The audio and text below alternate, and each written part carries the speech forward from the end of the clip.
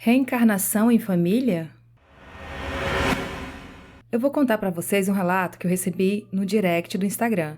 Foi um ouvinte aqui já antigo, ele me perguntou se eu acreditava em reencarnação, se alguém pode morrer e reencarnar dentro da própria família. Eu falei que sim, porque eu já ouvi muitas histórias. Aí ele foi me contar o caso da família dele. Bom, ele começa falando que é evangélico, mas, esse mais é porque o que ele vai contar agora vai de encontro ao que a religião dele prega. Algumas religiões evangélicas falam que não existe reencarnação. Então, ele fala que a sobrinha dele tem todo o jeito da tia que ele mais gostou na vida e foi muito próxima a eles. E o interessante é que essa menina, ela põe apelidos em pessoas que era usado pela tia dela, né? E elas nem conviveram. Quando a criança nasceu, a tia dele já era falecida há uns 10 anos. E vinha acontecendo muitas coisas curiosas. Aí ele contou um caso assim bem curioso. Ele conta que um amigo da família foi visitá-los e essa sobrinha estava lá nesse dia. E ela nunca tinha visto esse rapaz. Na hora que ele parou o carro, disse que não tinha nem descido do carro ainda, essa menina correu ao encontro dele, abraçou e falou assim, né? É um nome inventado aqui. Joãozinho, que saudade! Abraçou, toda emocionada, chamou para brincar com ele e todo mundo ficou assim, um queixo lá no chão. Por quê? Primeiro, ela não conhecia esse rapaz. E outra coisa é que esse apelido, sim, esse nome Joãozinho, apenas a tia dele utilizava. Um exemplo aqui, o nome dele, fictício, era João Francisco. Todo mundo chamava de Francisco, apenas essa tia chamava de Joãozinho.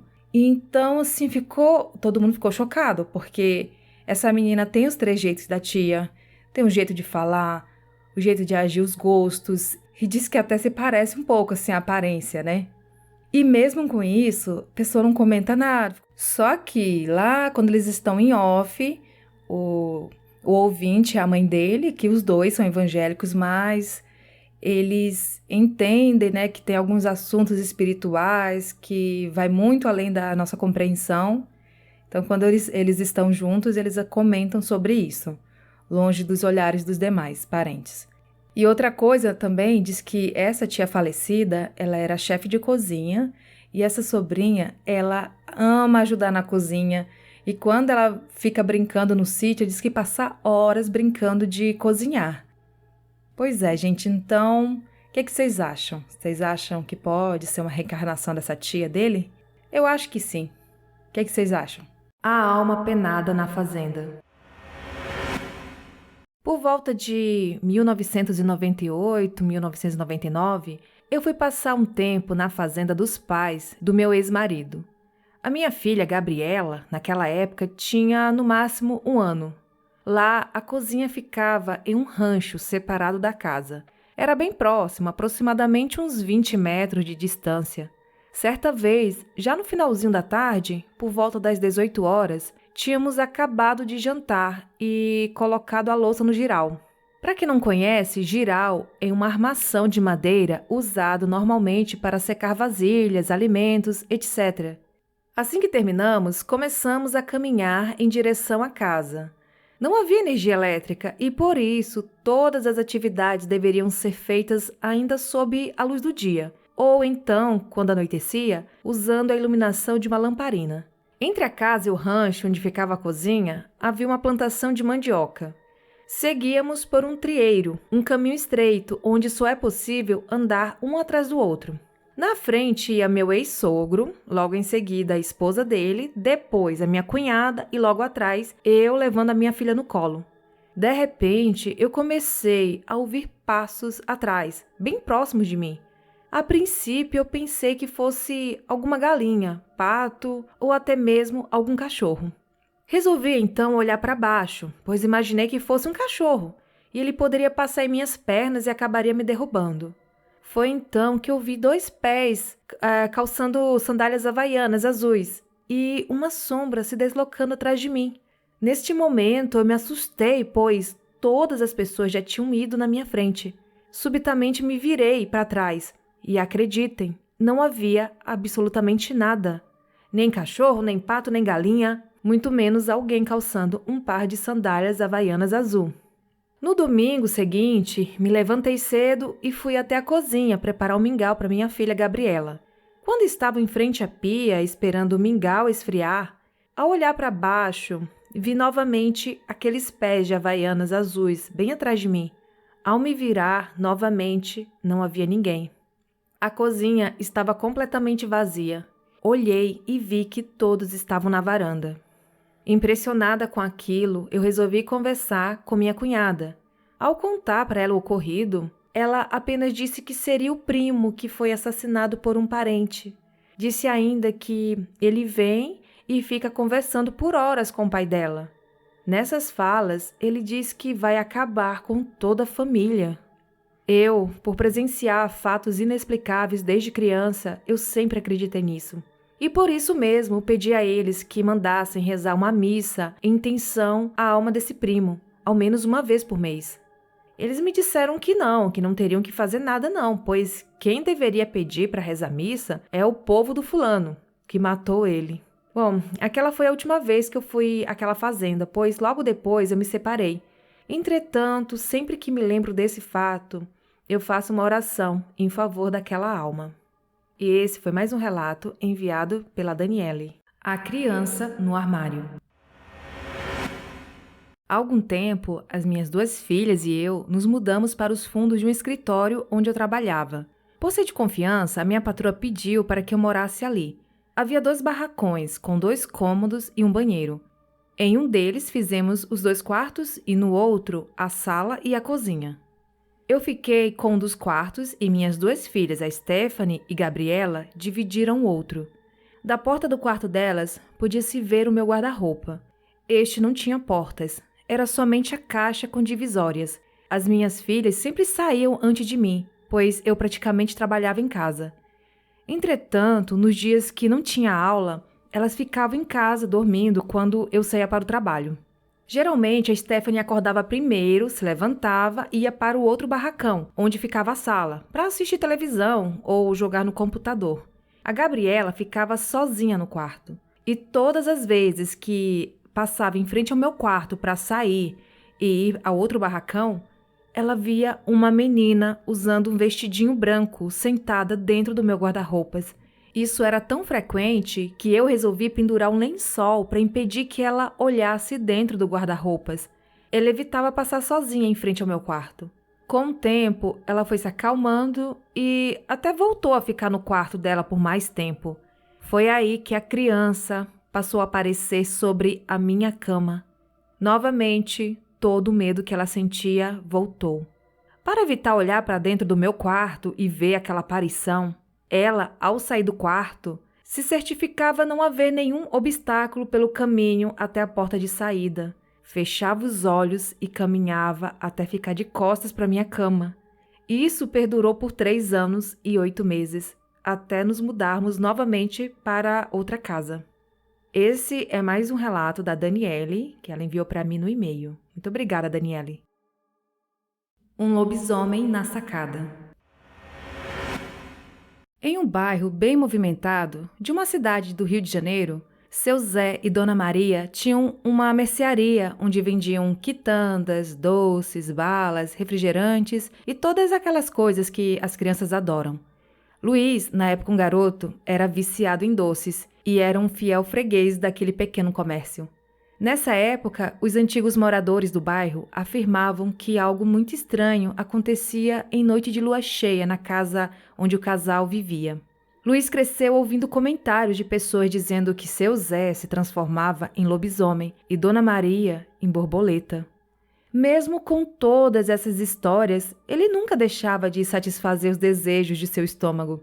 Entretanto, começou a observar mais e, com o tempo, passou a notar que as unhas de seu Zé eram grandes e sempre estavam sujas. Além disso, seu corpo era repleto de pelos e a sobrancelha eram daquelas que se uniam.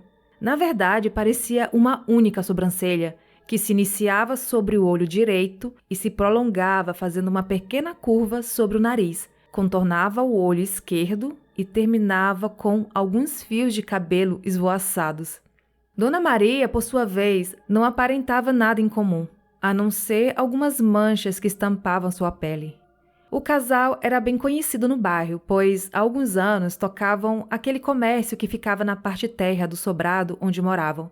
Na parte de cima da casa havia uma sacada de frente para a rua.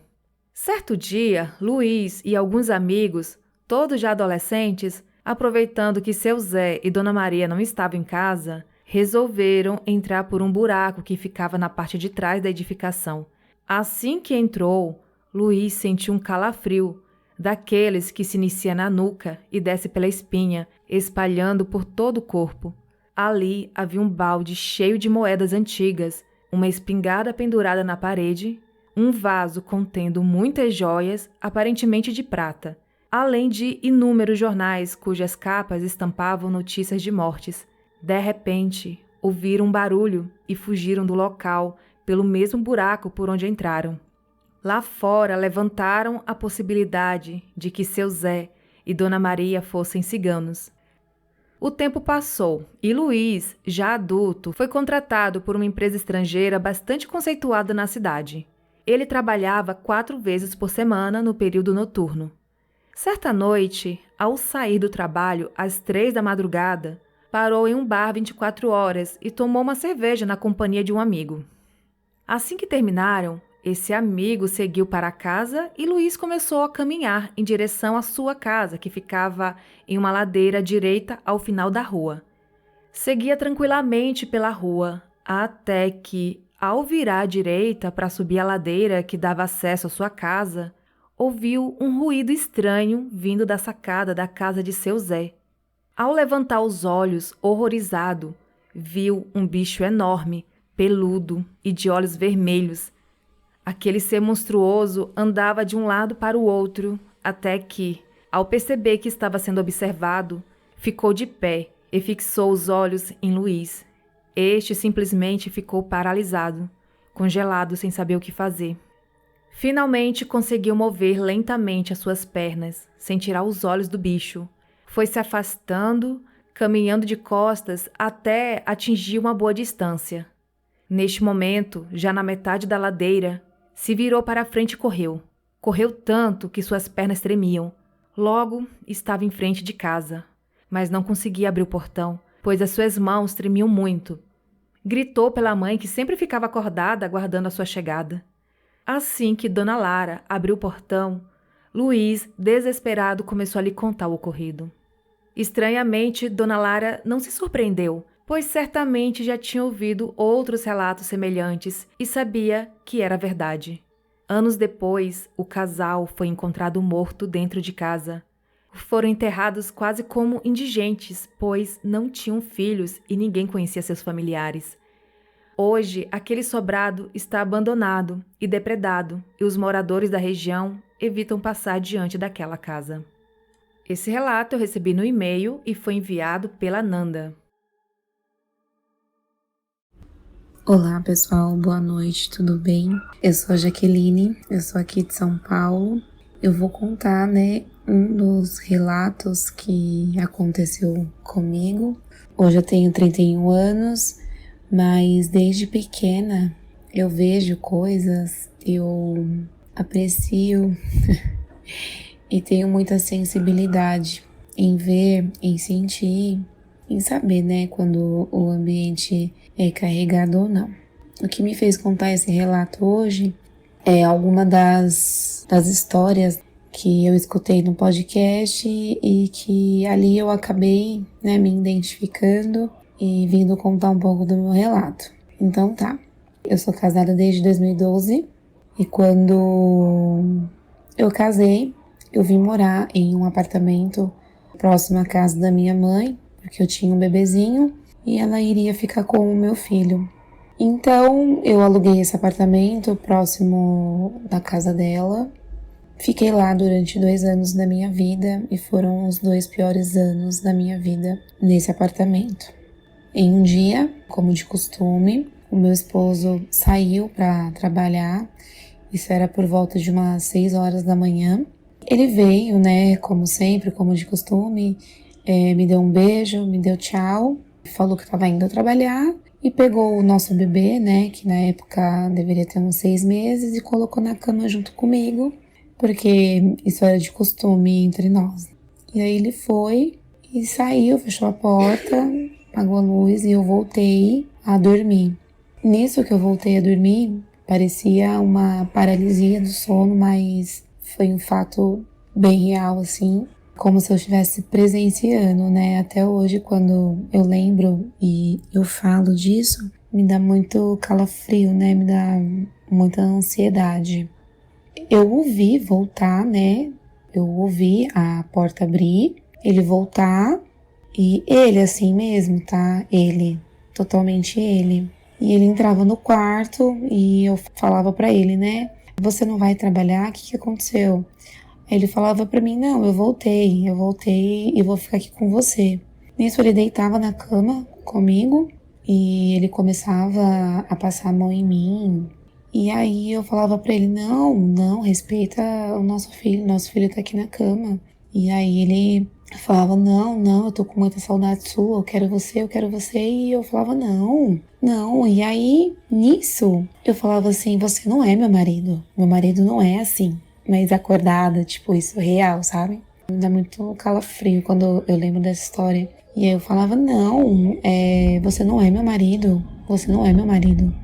Não, cadê meu marido? Você não é meu marido. Nisso que eu falava que ele não era meu marido, ele levantava da cama e falava, realmente, eu não sou seu marido. E nisso eu começava a orar, né, a pedir pra Deus me libertar daquilo, porque o que eu tava presenciando, o que eu tava vendo, queria gritar, eu queria falar e eu não conseguia, eu tava totalmente paralisada. A única forma que eu tinha era de repreender aquilo em mente, né, de orar a Deus, clamar o Salmo 91. E nisso que eu começava a clamar o Salmo, ele pegava meu filho e abraçava meu filho. Ele falava, eu vou levar ele agora. E dali eu criei uma força, assim, dentro de mim, que era como, sabe, de uma leoa mesmo. Eu consegui me movimentar, peguei o meu filho, abracei ele e eu consegui sair daquele êxtase.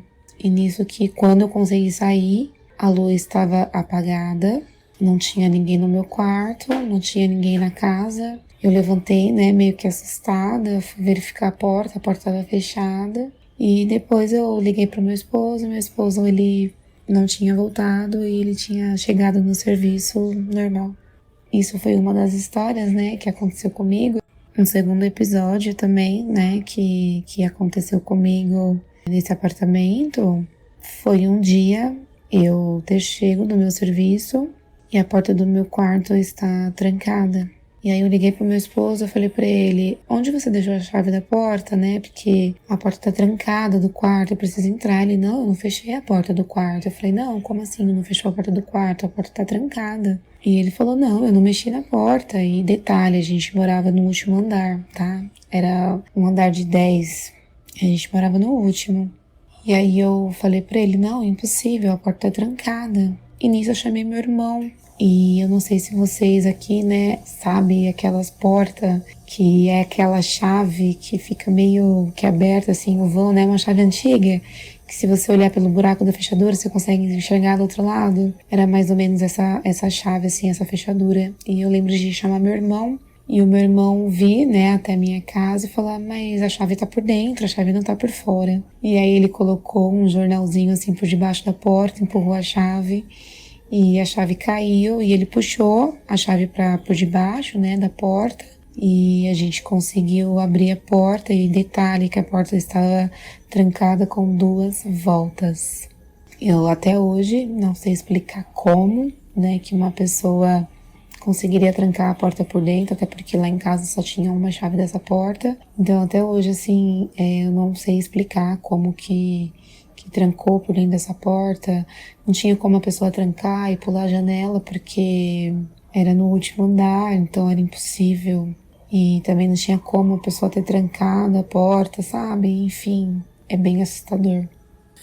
Depois, né, eu passei 2 anos nesse apartamento, passando por vários momentos ali, que depois eu vou relatar mais aqui pra vocês. Quando eu resolvi sair do apartamento, né, que já não tava dando mais pra mim, Tava um ambiente muito pesado, muito carregado, eu já sentia muitas coisas, eu via vozes, eu via vultos. Decidi entregar o apartamento. Depois eu descobri que essa mulher, né, que tinha me alugado, né, esse apartamento, ela frequentava, né, um centro de Umbanda e ela fazia trabalhos ali dentro. Parece que ela tinha enterrado algum trabalho ali dentro.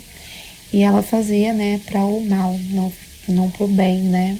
E por isso que eu presenciei e vi muitas coisas naquele apartamento. E estes foram os relatos de hoje. Você tem alguma história sobrenatural para contar? Envie seu relato para o e-mail assustadoramente@outlook.com. Siga também o Instagram, que é o assustadoramente_podcast. Entre para o grupo do Telegram.